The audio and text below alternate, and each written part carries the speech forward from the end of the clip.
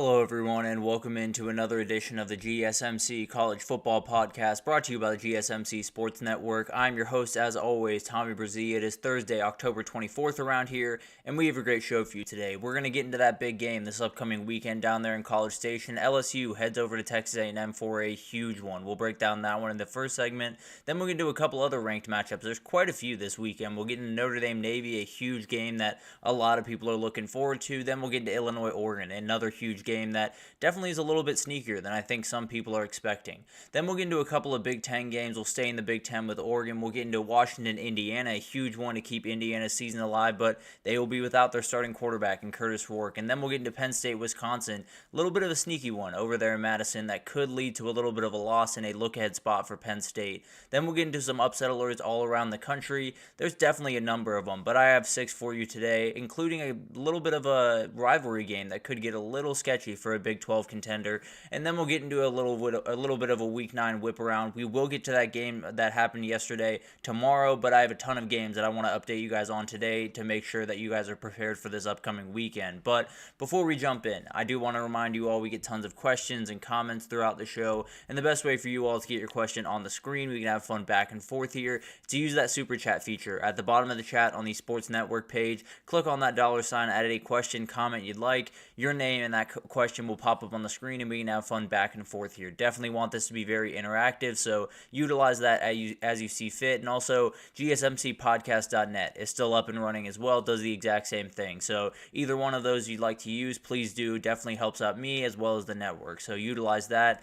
And let's jump into this one because it's going to be a really fun one down there in College Station. And yes, this is for the top spot in the SEC. These are the only two teams that are undefeated in SEC play thus far. I believe A&M is 4-0, LSU 3-0. So going to be a really, really interesting game. A&M's coming off a win over Mississippi State after the huge one over Missouri a couple of weeks ago at home. And then you have a LSU team that is coming off a game where it feels like their defense has really turned a corner. They played really good football against Ole Miss a couple of weeks ago, and then they played a team in Arkansas that a lot of people had pegged them to possibly fall in, and they really handled business. From tip to tail, absolutely dominated them and went to work, and it's one of those that set up this incredible matchup. And the big-time question here is, will Kyle Field be the big-time factor that it usually is? And obviously, it will be a factor. Now, Garrett Nussmeier gave them a little bit of fuel to the fire. He said Kyle Field isn't Death Valley. Now, it's not. In my estimation, Death Valley is a little bit better, but at the end of the day, it does give them a little bit more juice and definitely will play a factor for Garrett Nussmeier in that offensive line, that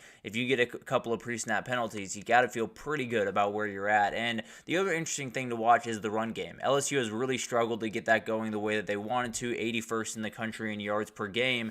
And then on the other side, you got Le'Veon Moss, who's gone over 90 yards in the last 4 games, definitely becoming one of the best running backs in the SEC. And the big question is not necessarily the running backs, because that will be huge, but how do these quarterbacks respond to this big time moment? Because they're both relatively young. Garrett Nussmeier a little bit further on in his career than Connor Wegman, but at the end of the day, keeping them clean is going to be the most important thing. LSU is not allowed to sack all year, and a lot of that has to do with how good Garrett Nussmeier is at navigating the pocket. And then you have A&M. They've only allowed 1 sack in the last 2 weeks. So both offensive lines have really kind of rounded into form. Both pass rushes have very, very high prowesses and have the ability to get to the quarterback. So I think at the end of the day, the best, more efficient quarterback is likely going to win this game, because this game is all about keeping your wits about you, handling this atmosphere that's coming at you, and handling all of the incredible pass rushers and defensive linemen that are going to be coming at you as well. And it's going to be a really good one. You're going to have incredible stakes into this one, because weirdly, it feels like if either of these teams lose this one, they're in a weird spot going forward for the CFP, because they have a couple of games coming forward. LSU has Bama still on the schedule. Texas A&M obviously has Texas at the end of the year. They lose both of those, they're right on that cut line. It feels like 10-2 is right where, especially in the SEC, where that cut line is going to be. And a loss here would be definitely devastating. And it could be a moment for Mike Elko. It could be that moment that kind of sets him up for success throughout his entire career. He's been looking for that huge one. Obviously, Missouri was a big-time win, but losing to Notre Dame at home was a tough one. I think this would obviously offset that and make you feel great about where you are as a program and where you are moving forward. So I think it's one of those games that has so much going into it. It feels like two teams that are playing some of the best football that they've played over the past couple of years, especially that LSU defense led by Whit Weeks. They've been just all over the place, have played really, really good football, but a couple of players to watch here. Aaron Anderson is the first one I want to talk to you about. He's second in receiving yards on the team, and when you talk about LSU, it always starts with Kyren Lacy. He's an absolute monster on the outside, one of those 50-50 guys that it's really more of a 70-30, 80-20 type guy, but at the end of the day, you do need Aaron Anderson to step up in this game. He's going to be huge for them, just kind of take a little bit of pressure off people, and then you have a ton of other guys that are going to be huge, including CJ Daniels and Mason Taylor, and we'll talk about them here in a second, but another guy to watch is Zy Alexander. He is playing really, really good football on the back end of that LSU defense. He's the best coverage corner that they have. I don't think he's allowed a catch in a couple of weeks now, so he's played incredible football. And coming into the season, when we had worries about LSU, it started with that back end, and they have a number of guys that are stepping up, but none more than Zy Alexander, that's for sure. And then you got Amari Daniels. I think this is a hugely important game for Le'Veon Moss in general, but also you got to give him some rest. You got to give him some time to kind of regroup because he's going to be hit by a lot of SEC talents, a lot of guys that absolutely can pack a punch, and he's going to have to be ready to roll. So Amari Daniels, that kind of offset third down back that gives you a little bit more in the receiving game, definitely someone that is going to be hugely important to kind of get this LSU defense just off balance a little bit more than they normally would. And then you have Will Lee on the other side, kind of the Zy Alexander of Texas A&M, absolutely lockdown corner, and he's going to see Kyren Lacy a ton in this game. I don't know if he's going to travel with him or anything like that because plenty of good receivers over on the LSU side, but at the end of the day, at the end of the day, he is very, very important to what they do, and I think he's one of those guys that can totally change the way this team plays going forward and could make them into an SEC and maybe even title contender if he can really step up his play towards the end of the year.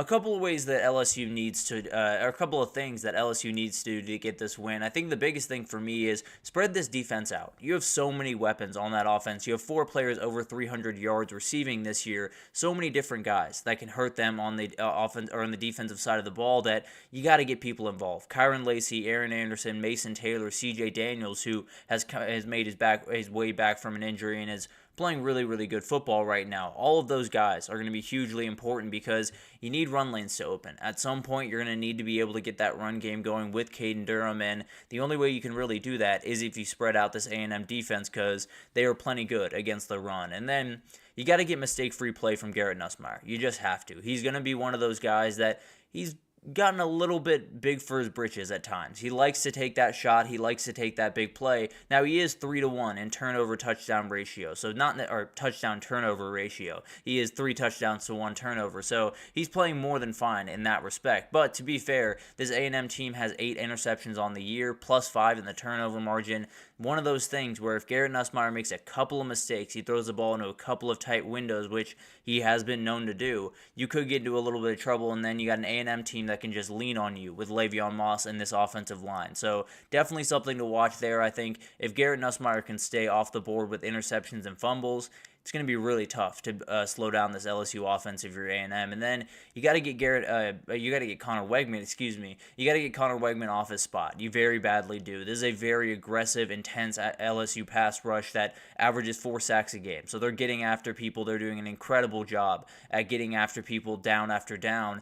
The thing is, Connor Wegman is very, very good when he's allowed to stand in there and make the right read, make the right play. If you push him off his spot, make him leave the pocket and make throws on the run, things get a little bit sketchier. He's capable of making those plays, but it's definitely not quite where you want it to be. So it's one of those things where you're just going to have to be able to get to this kid, and they've been incredible at doing that thus far. This is probably one of the better offensive lines that they've faced during the last little bit, but at the end of the day, definitely a group that attacks in so many different ways, and with the way that Blake Baker dials up blitzes, it's going to be really tough for A&M to be able to stop them, but if they can, then Connor Wegman might just be able to dissect this defense.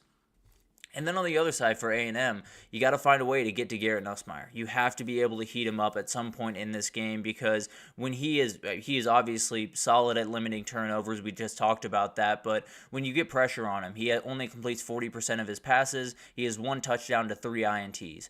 finding a way to get home is going to be huge. So Nick Scourton, Solomon DeShields, a lot of these guys, Cassius Howell, a lot of these guys that are hugely important to the pass rush for A&M are going to have to win some one-on-one matchups against some really good offensive tackles, two guys that I fully expect to go in the first round of NFL draft. So definitely going to be something to watch here. If they can get to Garrett Nussmeier, then maybe you can get some of those mistakes that we talked about a second ago. But establishing the run early is going to be another part of this. A&M does not want to play from behind in this game. I can promise you that. They absolutely want to be able to play in front, set the pace, set the tempo of this one, and they have a really good running back to do it. Le'Veon Moss has been incredible in the last 4 games, over 90 yards in each of them, becoming one of the best running backs in the SEC, and A&M has been very, very good at getting that run going, opening doors for Connor Wegman downfield.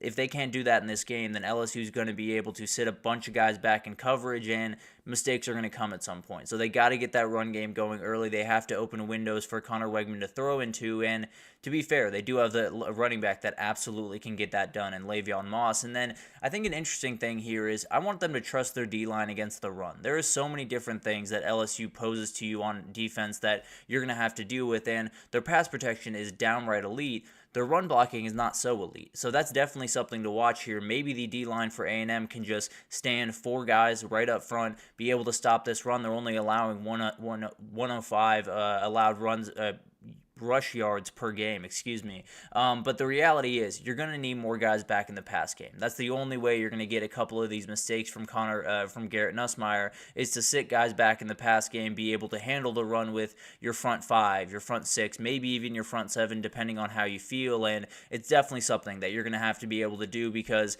if you let Garrett Nussmeier have some time to work back there, or if you let this run game get going, there's no chance you're going to be able to stop LSU. I can almost promise you that. And I think this one's going to be a little bit of a slugfest, but I do like LSU in this game. I think LSU has the quarterback that I feel a little bit more confident to make those big-time plays in that moment. And I think when you look at this LSU defense, they're really swarming. And I think it is A&M offensive line that has been great. If they can't fully stop this LSU pass rush, which no one has been able to do yet, it's going to be really tough to get Connor Wegman going, and I don't think they're really going to be able to. So I am going to take LSU in that game. Should be a really, really fun one down there in College Station, and whoever wins it is in a very, very good spot going forward in the CFP and in the SEC, sitting atop that conference, and definitely will be one of the teams that can make it over there to Atlanta at the end of the year. But let's take our first break here, and when we come back, we got a couple of ranked matchups to break down for you. Notre Dame, Navy, Illinois, Oregon, 2 games that are a little bit sneaky and definitely could be really fun this upcoming weekend, so we'll break them down right after this.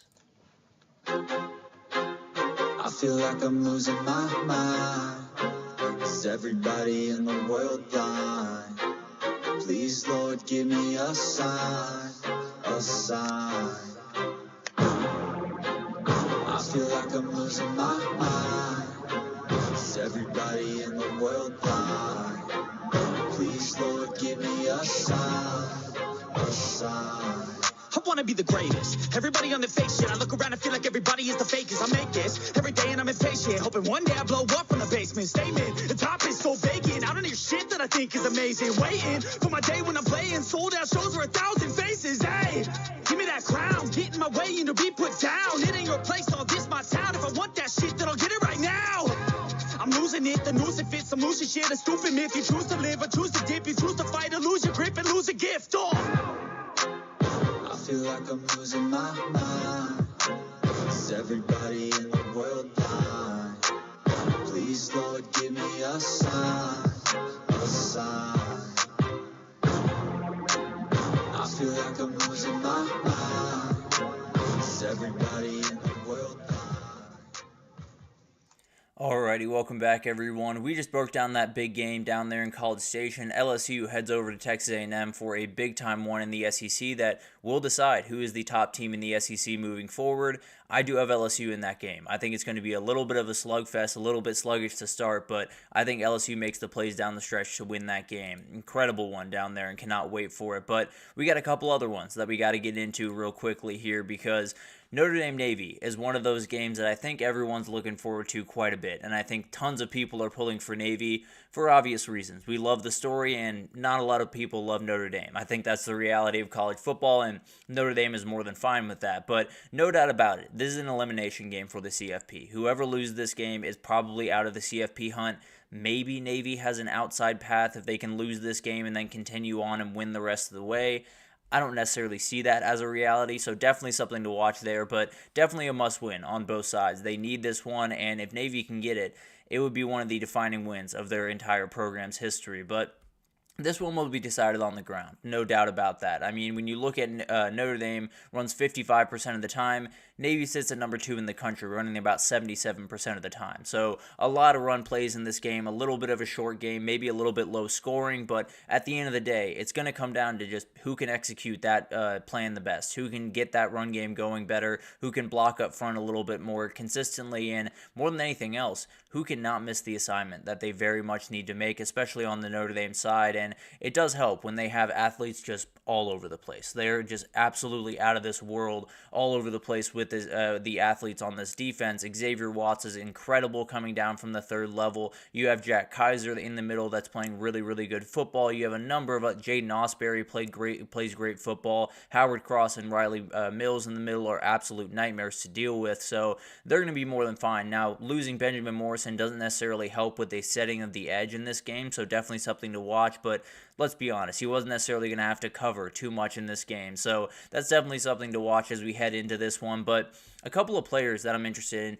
Eli Heidenreich is a very important player for what Navy does. He had 201 total yards against Air Force a couple of weeks ago, and he's the leading receiver on this team. He is what they call kind of a outback or a B-back, depending on the way you look at it. There's a number of different kind of terminologies for it. Wing-back, you can play around with that term, but he's one of those guys that you'll see kind of lined up in sort of a tight end type position, but then he'll kind of go around the edge, he'll catch a pitch, he'll go down the field and catch a wheel route, he'll catch a seam, he'll do a number of different things. Probably the most versatile guy on this team, and he's definitely someone that they're going to need on Saturday just to catch Notre Dame off guard just a couple of times here. And then Deshaun Peel, he's been incredible for this team, and even last week, 2 pick sixes, which is absolutely insane. They might just need one in this game, and if you can get Riley Leonard to make a couple of mistakes, then this thing gets interesting in a hurry. But him, as well as Rayon Lane, that's the name I'm looking for. Rayon Lane are really, really good corners on the back end of that Navy defense, and definitely could bait them into a couple of mistakes throughout this game. But on the other side, Jadarian Price is huge to me in this game. He has 329 rushing yards on the season, is the backup to Jeremiah Love. The big thing here for me is he is the bruiser of these two, and I think when you look at this game overall, Navy is more than capable of keeping up from a schematic perspective or an execution perspective. From a physicality perspective, they're probably not. So I wouldn't necessarily be too surprised if they ran out Jadarian Price for the first 5 plays of this game, ran him right up the middle and said, we're just going to beat you. We're going to bruise you until you quit, and that's going to be the way we go about business. So would not be surprised about that at all. And then on the other side, you got another bruiser that wears number 24. Jack Kaiser is huge for this game for so many different reasons. He's the leader of this defense in a number of different ways, but I believe he is the communicator on this defense, and when you play Navy, communication is the number one thing. You absolutely have to have everyone where they need to be at the snap, and then everyone's got to get to the ball in a hurry because they can get past you and then make you pay, and it will be very, very interesting if those linebackers are not where they're supposed to be, because then you could get a Navy offense that really gets rolling downhill, and that's the last thing that Notre Dame wants to see in this game. But a couple of keys to the game. Can Navy hit that big play? There's no way that Navy's going to be able to win this game just pounding the rock over and over and over again. They're obviously going to do that quite a bit in this game.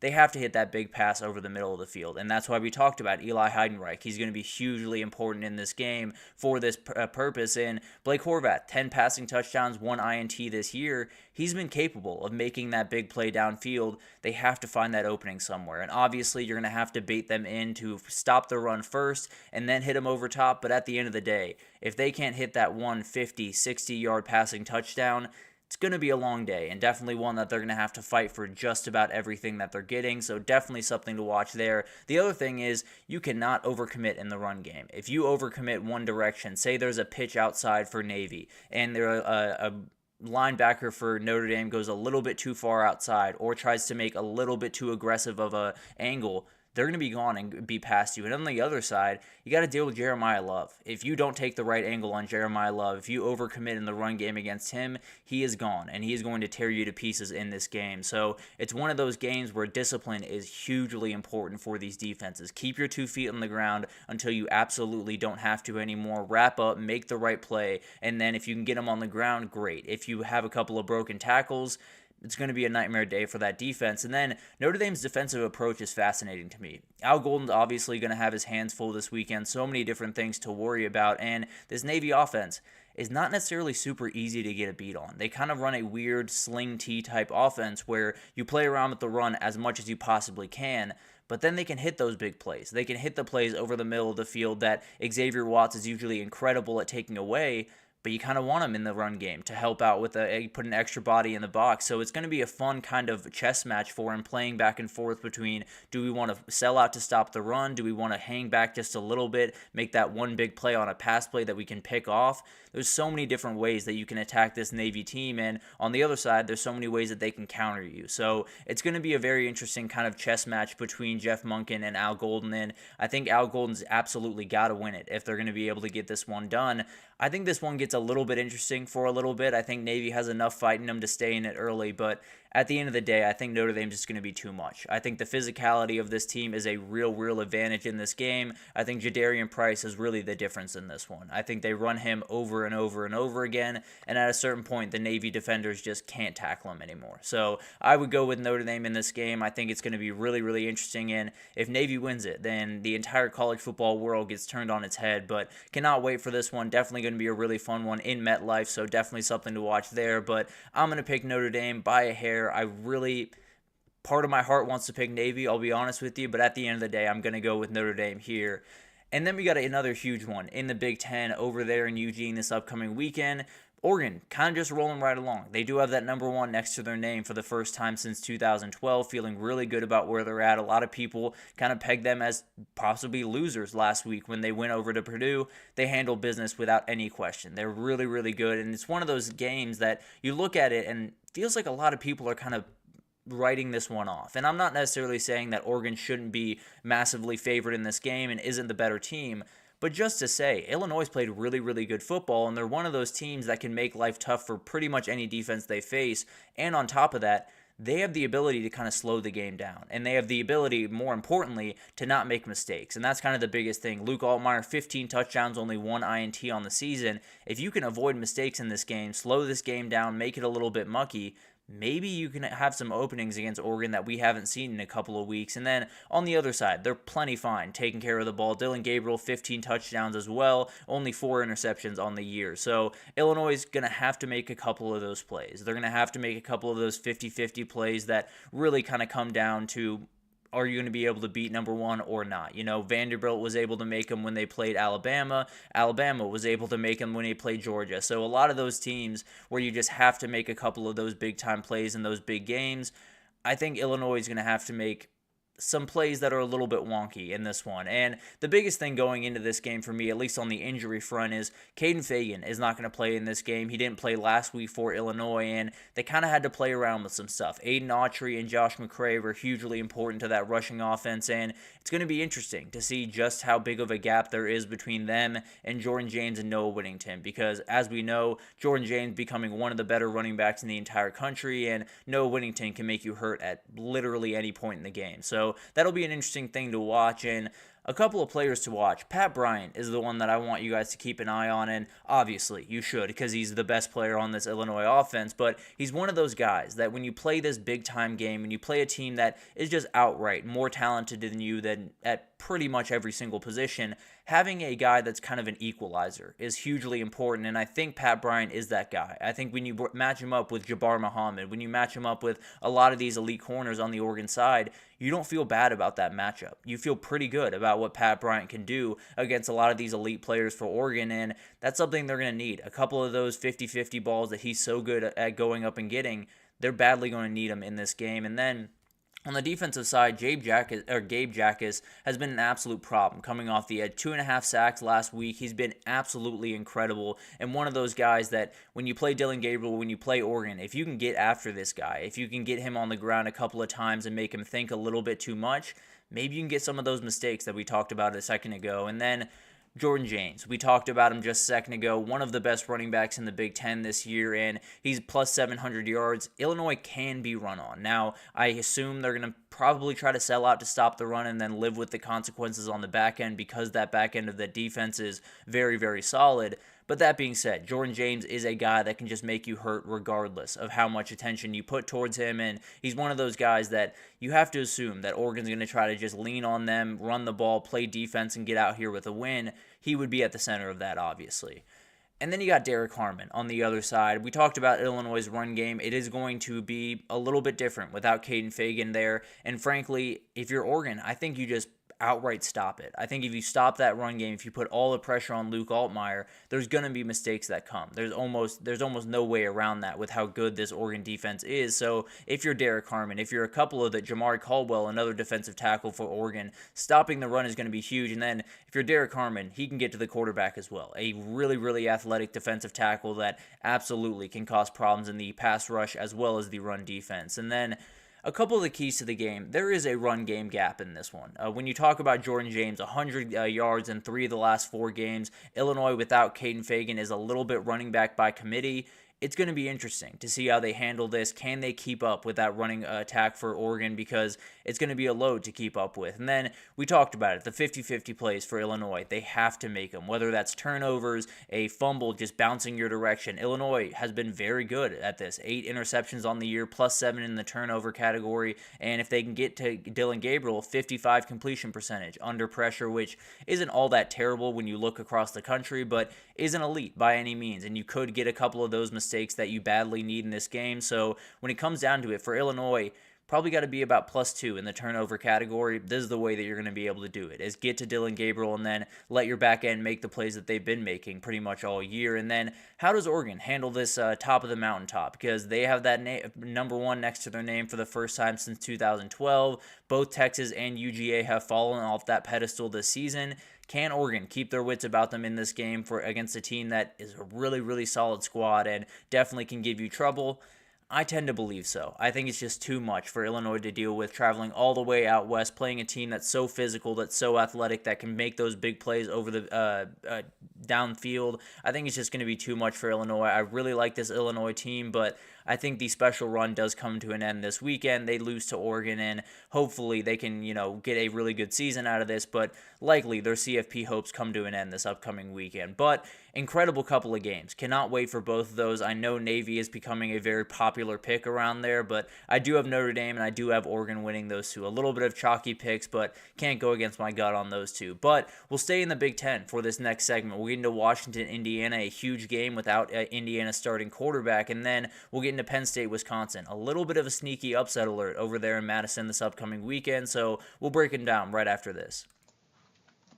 Looking for your daily fix of sports talk without having to pay for it? GSMC Sports Network is available on YouTube. Just search GSMC Sports Network. Get your fix of daily sports talk shows on YouTube, absolutely free. NFL, college football, NBA, MLB, MMA, UFC, fantasy football, and so much more. GSMC Sports Network has shows running all day long, with new sports shows starting every 2 hours. Just like on your favorite cable sports channel, except GSMC Sports Network is absolutely free. Just search GSMC Sports Network on YouTube to catch one of your new favorite shows, like the GSMC College Football Podcast, Chip Shot Football Podcast, Hoops and Heels Women's Sports Podcast, GSMC Basketball Podcast, and so many more.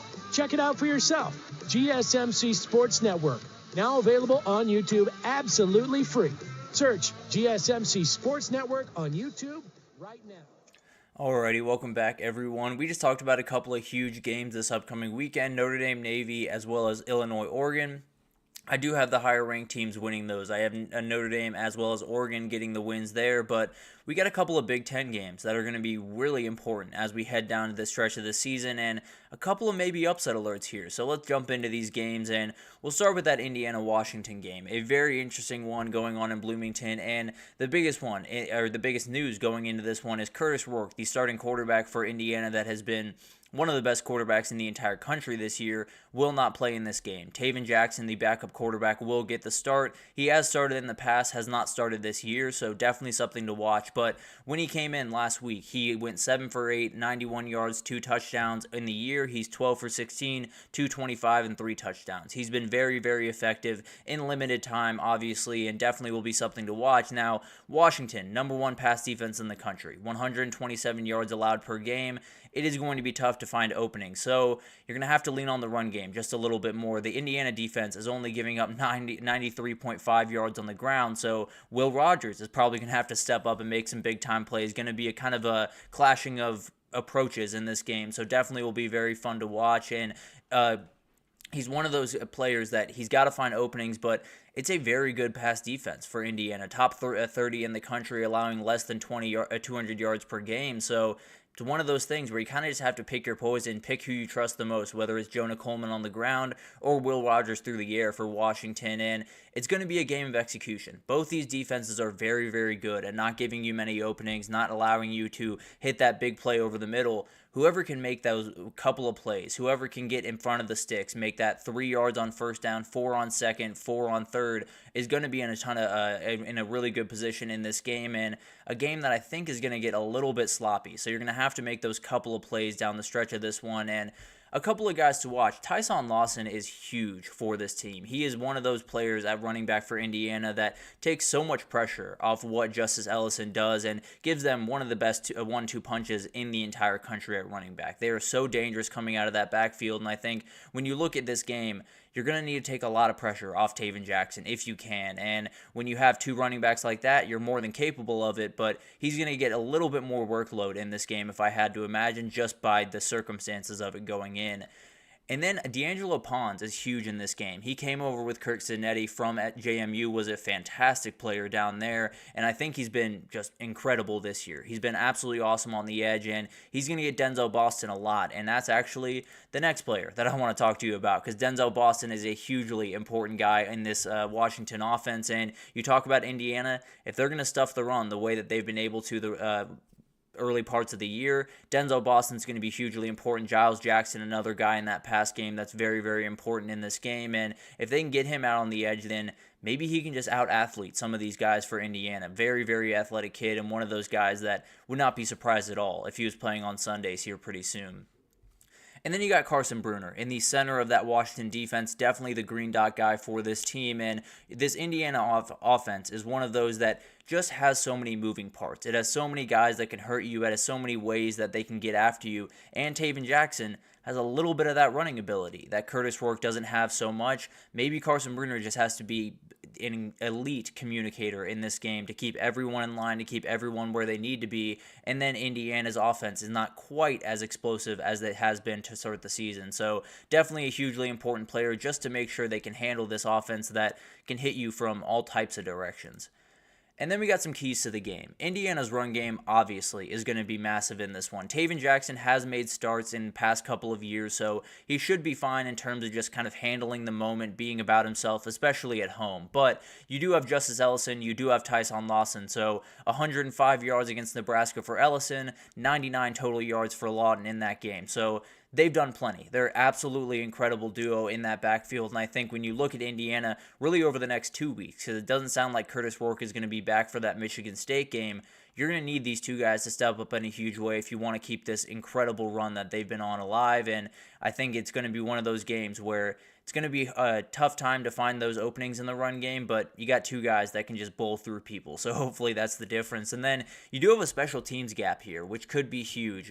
Washington is 119th in the country when it comes to field goal conversion. Only 59% of the field goals they are converting. On the other hand, for Indiana, they've been perfect this year in field goals, and that could be the difference in in one of these games that is going to be a little bit run heavy, it's going to be a little bit slow, and kind of these defenses probably winning the day, maybe it comes down to one kick, one way or the other, and that could be the difference. And then can Washington get home? Because you talk about a backup quarterback playing in one of his first starts in the last little bit, taking over for a quarterback that had been playing just elite level football for Indiana. Getting to him could force some mistakes, and Zach Durfee, 2.5 sacks this year, Tutu Pala, 2.5 sacks as well this year. If they can get after Taven Jackson, then I think a couple of those mistakes could come, and maybe Washington can pull this upset.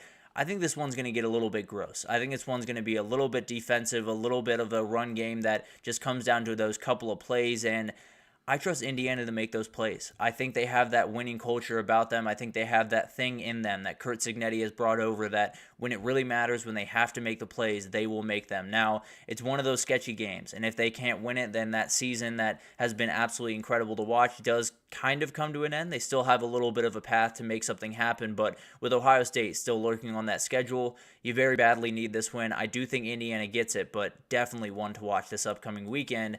And then we got another one that's just the slightest bit sketchy for that undefeated team here. Penn State heads over to Madison, Wisconsin to face off against the Badgers, and this is a very, very obvious upset spot. A lot of people have been saying it throughout the last couple of days, and it's one of those. In fact, we're doing upset alerts here in a second. This would definitely be on there. If we weren't breaking it down in full, we absolutely would have this on there, because Penn State has Ohio State next week. Wisconsin's been winners of 3 straight.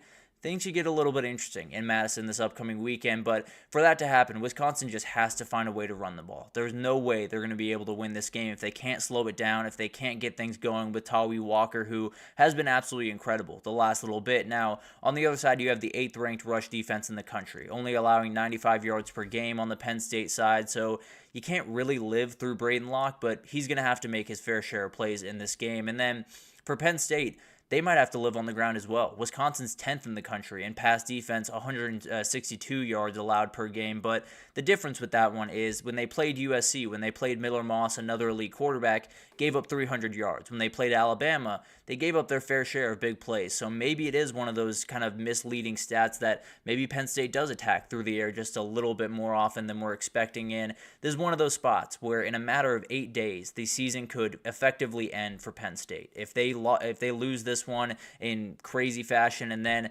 invite Ohio State into town, you could be 10-2 and be in a weird spot for a CFP spot going forward. So Penn State's really got to handle this one. This is a very, very interesting game. Wisconsin has a lot of the external factors in their favor, but Penn State feels a little bit different this year to me. But it's one of those games that in the past you definitely worry about Penn State with, and I'm definitely worried about them this weekend. But a couple of players to watch. Liam Clifford, I think, is hugely important for this team and really this offense going forward throughout the season. But this offense has been really good. It's been able to make all the plays that it needs to make. Drew Aller's taken that step forward.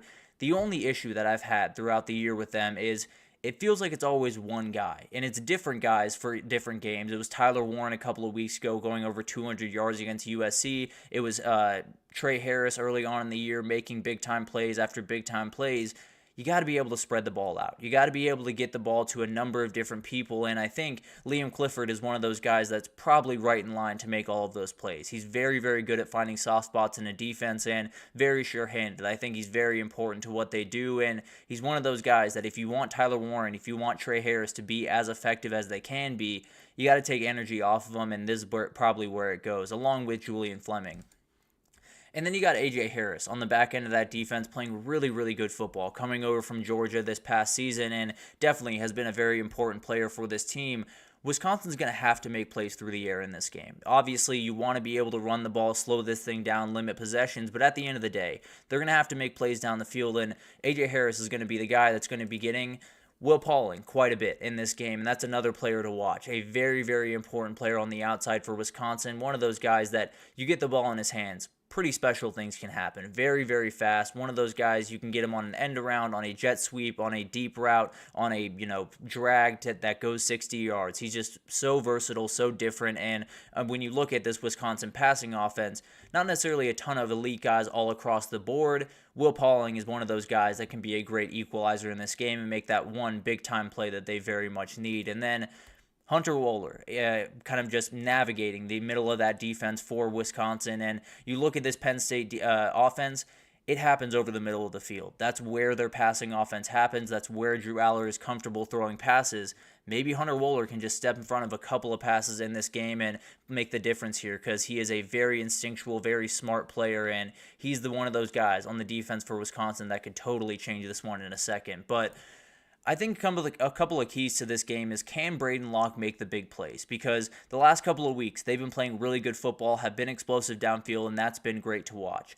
They've also played 3 teams that are nowhere near what Penn State is, so they have to be very, very careful as they head into this one. And with the rush defense on the other side, ball's going to be in number 18's hands a lot, and he's going to have to make some plays downfield. He's going to have to make some throws that he hasn't quite made early on in the year, so definitely something that's going to be hugely important, and it's one of those moments that a lot of your dreams can come true for Braden Locke, or a lot of your nightmares can come true with this Penn State pass rush. But then the other thing that I'm interested to watch is this Penn State offensive attack. We talked about it in the open, but they're giving up, or Wisconsin's pass defense has been really great. They also gave up 300 yards to USC and big plays against Bama.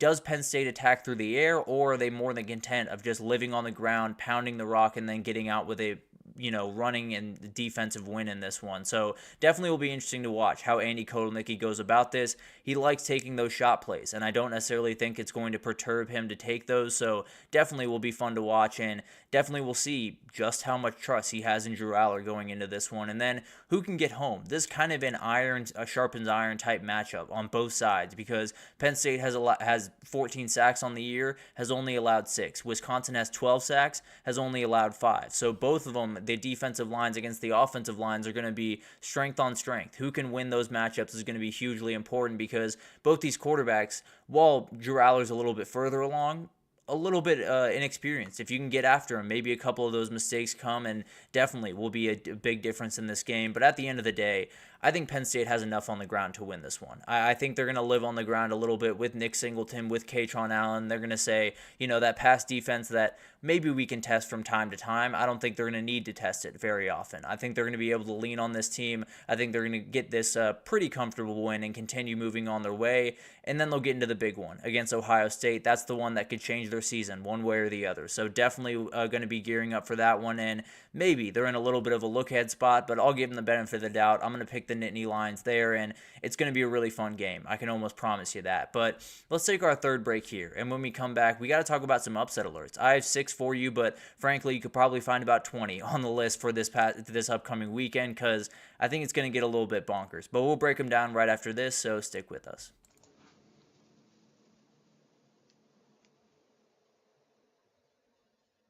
For the best and latest podcasts available anywhere, go to the podcast app on your cell phone and type in GSMC to access free content-rich podcasts on health and wellness, book reviews, sports, entertainment, relationships, social media, movies, technology, finance, and even weird news. Subscribe and download the GSMC Podcast Network's family of shows, available everywhere podcasts are found.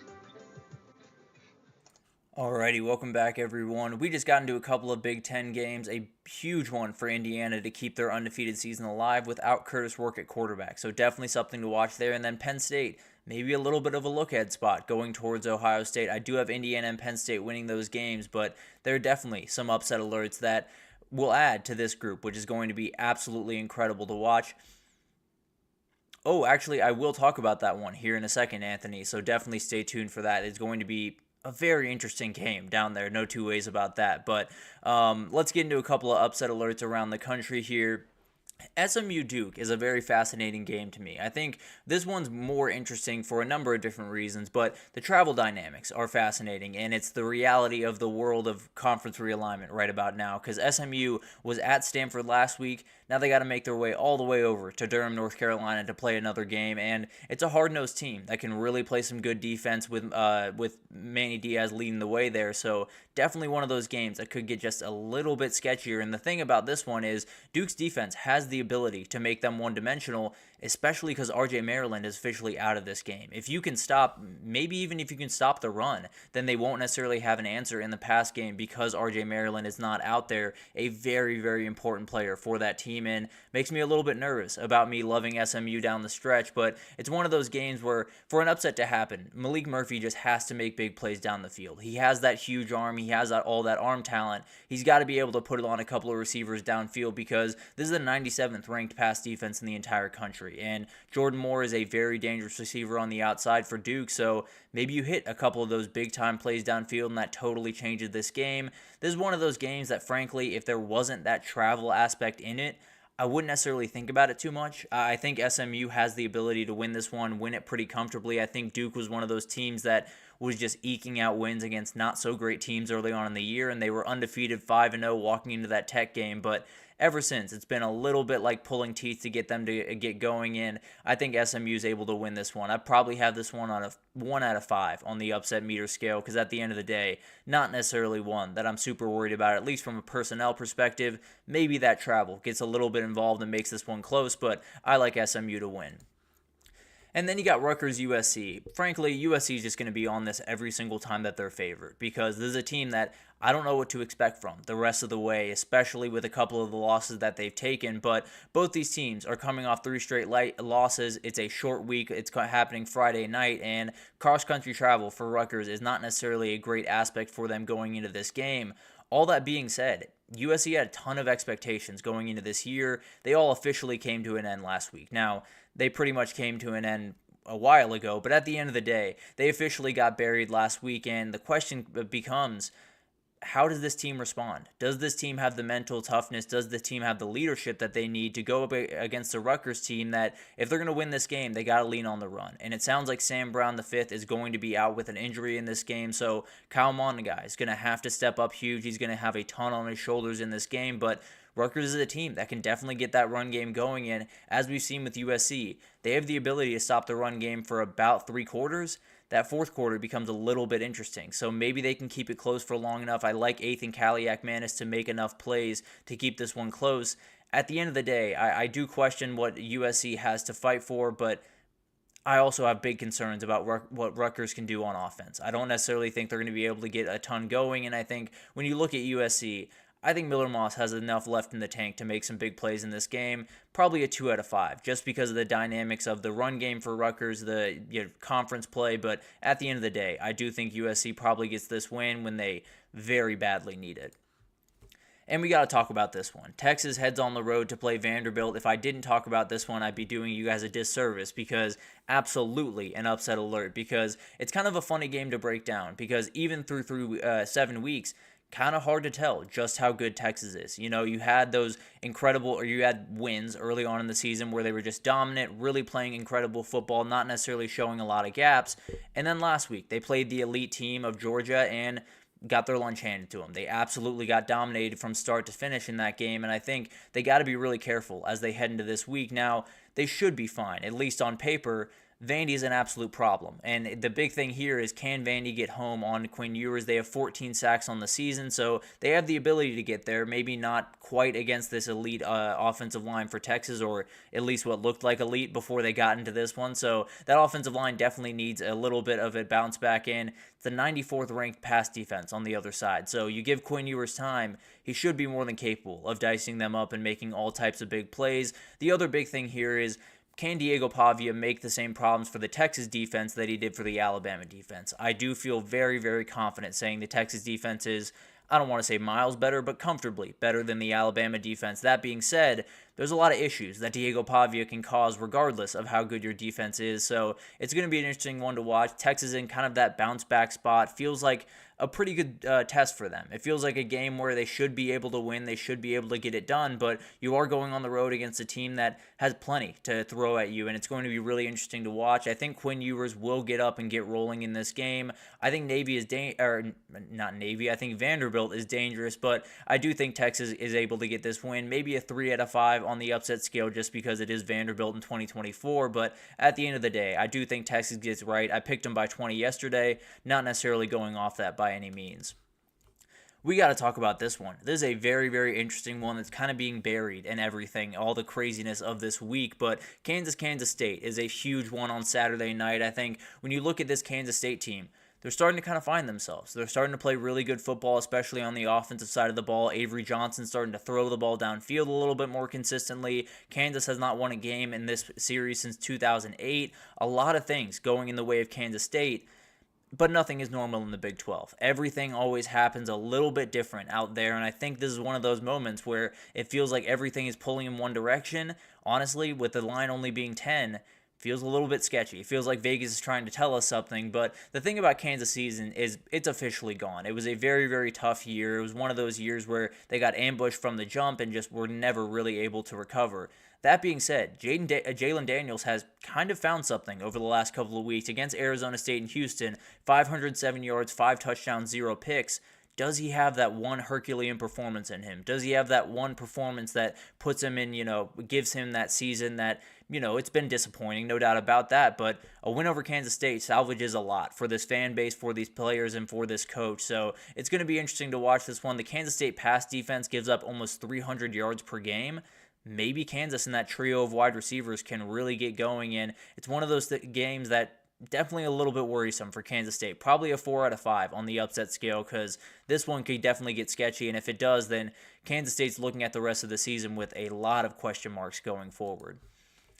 And then we got this one down there in the group of 5, and a Tulane team that is just trying their hardest to keep their CFP hopes alive. I still very much think that they're in the hunt. Their only 2 losses are to Oklahoma and Kansas State, so feel pretty good about what Tulane is right now. Now, they're playing a team in North Texas that can throw the ball around the yard. Chandler Morris, coming over from TCU, has the second best pass offense in the entire country with North Texas. And then on the other side, Darian Mensah has become a star in New Orleans this year, has been absolutely incredible for that Tulane team. And the big difference in this one is just the difference in styles. There's so many ways that they go about business, but North Texas runs about 59% pass plays, good for 12th in the country. Tulane runs about 62.5% run plays, good for 9th in the country. So definitely going to be interesting to watch how these two teams go about each other. Tulane does have the receivers to make those plays, but maybe it's one of those games where you just grind it out with Mekhi Hughes on the ground and he makes just all plays all over the field. But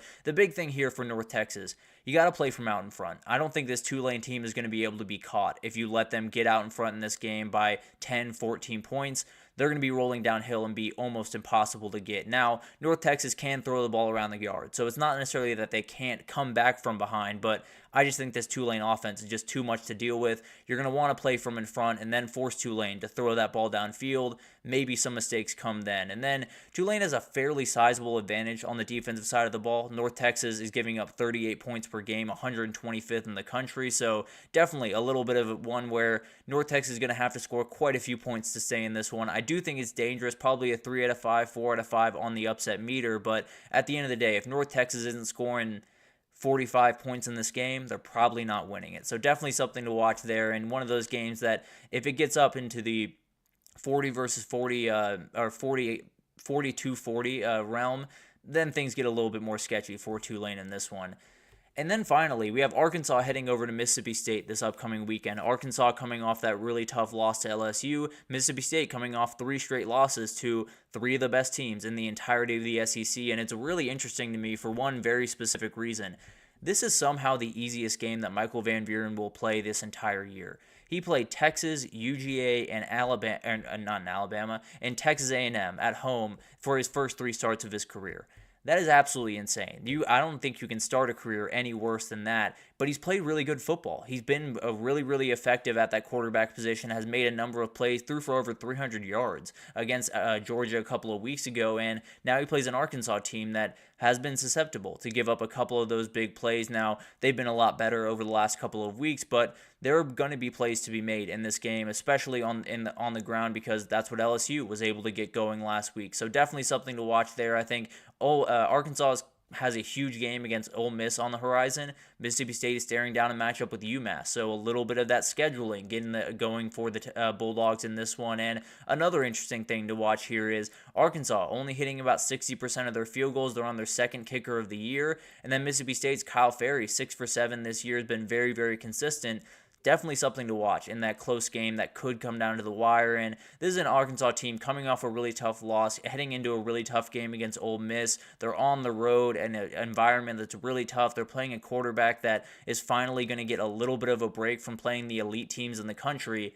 This one is as tough as you can get. I think this is a 5 out of 5 on the upset meter. Definitely one that Arkansas should be worried about, and one that I might actually like Mississippi State in. But I'll probably get into that a little bit more tomorrow, and I think there's plenty of upset alerts all around the country. So be on the lookout for them, because it's going to come at some point, no doubt about that. But let's take our final break here, and then we got to do a little bit of a whip around to a number of the other games that we haven't had a chance to talk about yet. We will get to that Miami-Florida State game, Anthony, I promise you that. But let's take our last break here, and we'll be right back with all of that.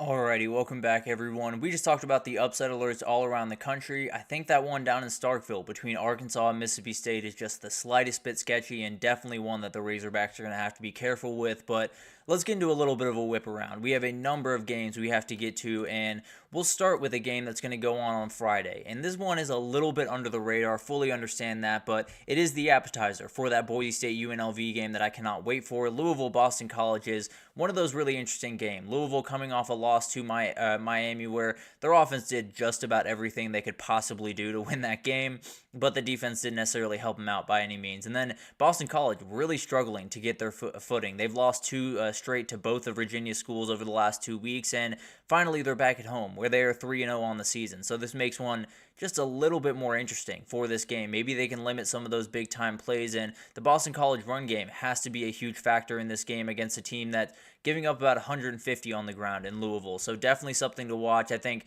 with Louisville, we know the book, right? They're going to attack deep. They're going to have to make those big-time plays.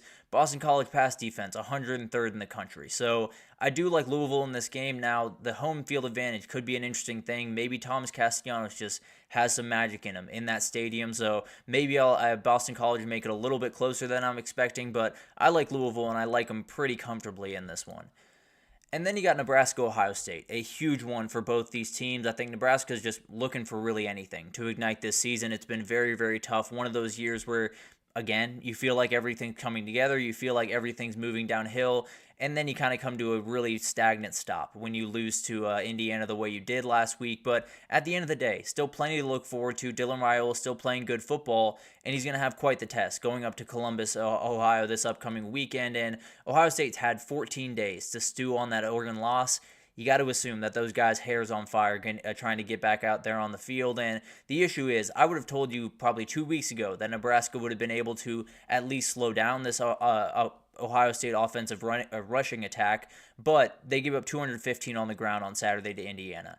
I don't think they're going to be able to stop Travion Henderson and Quinshon Judkins. I think it's going to be a nightmare week, but at the end of the day, I do think Will Howard's going to have a little bit of a bounce back here. It's one of those games where you really just kind of have to flush that Oregon game away. You know, let all the mistakes, all of that stuff kind of get out of your brain, and then just go play really good football.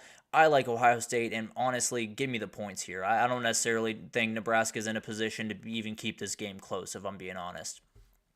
Then you got an interesting one down there in Oxford, Mississippi, because Oklahoma is just all over the place right now, and they've made 2 big moves this week. They have gone back to Jackson Arnold as the starting quarterback, as I think a lot of people expected to happen. And then Joe John Finley is going to be their play caller on offense. Could that ignite something in this offense? Behind that offensive line, I'd be very, very surprised. But at the end of the day, maybe there's something there that I'm not seeing. Maybe there's a little bit of juice there. Maybe they can get Deion Burks back on the field and things happen. But Ole Miss needs to win. They need to win out to be in the hunt for a CFP spot. And they got Georgia on the road, or they got Georgia coming up down the road. So definitely something to watch. And they're coming off that they're coming off a bye after that really tough overtime loss to LSU. Need a big bounce back spot here. They have not scored 30 points in SEC play yet. I'd be a little bit surprised if they scored 30 points on this Oklahoma defense. And the big thing here is Oklahoma needs turnovers. They need what they've needed in pretty much every game in the SEC thus far. They need turnovers. They need to be able to make some big plays downfield. They need to be able to run the ball. And Ole Miss's pass rush has gotten there 24 times this year. I think there's going to be domination. I think Oklahoma's going to have a really, really tough time. And frankly, I don't know when Oklahoma's going to have a great time again this year, if I'm being honest. And then you got Georgia Tech, Virginia Tech. Kind of an interesting game over there in the ACC because Virginia Tech's still alive. They only have 1 loss in the ACC, and they have Clemson coming up on their schedule. Somehow, this Hokie team could find a way to get to Charlotte and win the ACC. I don't expect that to happen, but obviously, they need to win this game to make that happen. Brent Key has said there's no decision that has been made about Haynes King yet in this game. I don't expect him to go, but the thing is, the guy that's sitting behind him, Zach Pyron, in his freshman year, went up to Blacksburg and got a win 2 years ago. So definitely something to watch. Maybe he won't be intimidated by this environment, and obviously getting it at noon instead of 7 p.m. helps them out quite a bit with kind of perturbing that environment over there in Lane Stadium. But it's going to be really interesting to watch this one. The Virginia Tech offense feels like they've kind of found themselves. They gotten wins of 24 and 21 points respectively, and they're being one of those teams that if Baishal Tutin's doing his thing, they're an absolute problem to deal with. Kyron Jones has kind of found himself making some plays off schedule, and I think this is one of those teams that might just be a little bit dangerous down the stretch. We actually talked about them as a chaos team a couple of days ago, but I do think this is going to be an interesting one. But when I worry about this Georgia Tech team, the run defense I think is going to be solid. I think they'll be able to slow down Baishal Tutin. The real problem I have is Antoine Ryland Powell. He is playing incredible he's playing incredible on the defensive side of that ball, and I do think the Hokies win this one. I think it could be close. I think Zach Pyron might have a couple of plays up his sleeve, but at the end of the day, I think that Virginia Tech defensive line is just going to be too much. Then we have a really interesting one. This is one that I don't know if you're seeing that line, but UCF is favored against BYU. The undefeated BYU Cougars are going on the road against a team that has not won a game since September 14th, and they're underdogs. Somehow they are underdogs. It's absolutely insane, but Ja'Cory Brown has given this UCF offense just a little bit more in the run game the last couple of weeks. 84 yards rushing against Cincinnati, 104 against Iowa State last week. Him and RJ Harvey are becoming just a handful to deal with, and if they can avoid mistakes, then this one gets a little bit interesting because we saw it last week with Oklahoma State. That was one of the first games, maybe the first game this entire year that BYU did not win the turnover battle. Got pretty close down the stretch, and they were at home. So possibly that could be the difference. If they lose it again, then maybe you're looking at UCF getting a big-time win here. This is a dangerous moment for BYU. You badly need to keep this season alive. This is one of those Big 12 moments that we've talked about. You know, the team that probably ends up winning this conference is the one that avoids one of these big-time upsets that you're not supposed to take. I think UCF might be able to clip BYU here. I think they're going to end their undefeated season. I'm going to pick UCF in a crazy, crazy turn of events, but they are favored, so Vegas obviously agrees with me. I'm going to go with UCF. I think the run game is enough. I think they take care of the ball and they get a crazy win, and BYU's magical season doesn't come to an end, but definitely takes a big-time hit on Saturday. And then we got Texas Tech TCU. This is a very, very sneaky one in the Big 12 because kind of like the one we just talked about, Texas Tech still very much in the hunt for the Big 12. Only one loss in conference, coming off a just terrible performance against BYU, especially defensively, giving up 59 points. They're now underdogs to TCU by 6.5 on the road in Fort Worth, and it's going to be really interesting to watch this one unfold because the TCU defense played really good football against Utah last week. Now, without Cam Rising, very different Utah offense, but 2.6 yards per carry. If you can replicate that against Taj Brooks in this rushing offense for Texas Tech, you're going to be very successful. I can promise you that. This Texas Tech defense badly needs a bounce-back performance. They played absolutely terrible, and this is one of those games that just feel like there's OT potential here. I feel like we could get some overtimes here, maybe even a couple of them, and I just feel a little bit of craziness here, but I'm going to go with my gut. I'm going to say the Horned Frogs win this one, a huge win for TCU, and Texas Tech's hopes to win the Big 12 kind of come to an end this weekend. And now we'll get to your game, Anthony. Apologize for a little bit of a delay, but this is just one of those games, guys. It's one of those games that on paper, Miami is miles better than what Florida State is this year. It doesn't matter. This one's weird. This one's always close. It's kind of like that Texas-Oklahoma game where it does not matter what team is walking out there on that field. It's going to get interesting. But for Florida State, it's got to be demoralizing. You start this year with all the hope in the world, and now you are a 3-touchdown underdog against your in-state rival. It's one of those places where you could salvage your season. It does sound like Brock Glenn is going to get the start here, although he did leave the game. Luke Kromenhoek came in last week for Florida State against Duke. But at the end of the day, it's got to be an all-time performance from Florida State. It's got to be absolutely perfect. I think for Miami, you're looking for a mundane win. You're looking for one where you don't usually get it, to be totally fair, but you're looking for a very mundane win. You're looking for one where you win by 17, you run the ball, play defense, grind the clock, and get out of there with a 3-score win. I don't think they're going to be able to do that. I do think Miami wins this game, but like Anthony's saying up there, I think it's going to be really close. I think it's going to be a really sketchy game that goes back and forth. I'm thinking about putting Florida State as a best bet plus 21 points, but at the end of the day, betting on Florida State right now feels like a cardinal sin. But at the end of the day, I do think this is going to be a really interesting game. There's so many different variables in this one, and I just think Florida State plays their best game of the year. I don't think they necessarily win this one, but Miami's got to be a little bit careful in this one, no doubt about that. And then finally, another big game in the Big 12. This week in the Big 12, if you want to feel a little bit of a thinning out, I feel like we're going to find it in the Big 12 this week. And both these teams sit with one loss in the Big 12, so the loser is essentially out of it. Colorado is gaining tons of momentum. Recent injuries to Travis Hunter makes him a little bit nervous, but he will be out there for this game. How long he is out there is going to be something to watch, no doubt about that, because Cincinnati is probably going to have to score in bunches to win this game because Colorado, they're going to be able to score their points. Now, the Cincinnati defense has been really good. Statistically, weirdly enough, they are middle of the road when it comes to pass defense and run defense, but they've allowed 13 and 14 points the last 2 games. So they're kind of finding something. Dante Corleone in the middle of that defense, the defensive tackle, is one of the best in the country, and I can't imagine Colorado is going to be able to get a run game going in this one, but they rarely get a run game going. So I think I'm going to take Colorado in a very, very close one, although this is a game that Cincinnati could very easily go into Boulder and kind of ruin this Colorado season. I think they're going to be able to do it. I think Colorado is going to be able to get it done. It's going to be a really, really fun game, and maybe Brendan Sorsby and Cincinnati can kind of put their stamp on college football this weekend and get a huge win, because that line of 5.5, I think a lot of people were expecting that to be a little bit higher. Maybe Vegas knows a little something, but an incredible week. Cannot wait to get into it. Obviously, we already had an incredible one last night that I will talk about tomorrow. I promise you that. But an incredible week up ahead, and we will continue to talk about it tomorrow. But that'll do it for this edition of the GSMC College Football Podcast, brought to you by the GSMC Sports Network. Your support means a lot to us, so please remember to subscribe to the show, leave a positive review. It does make a huge difference for us.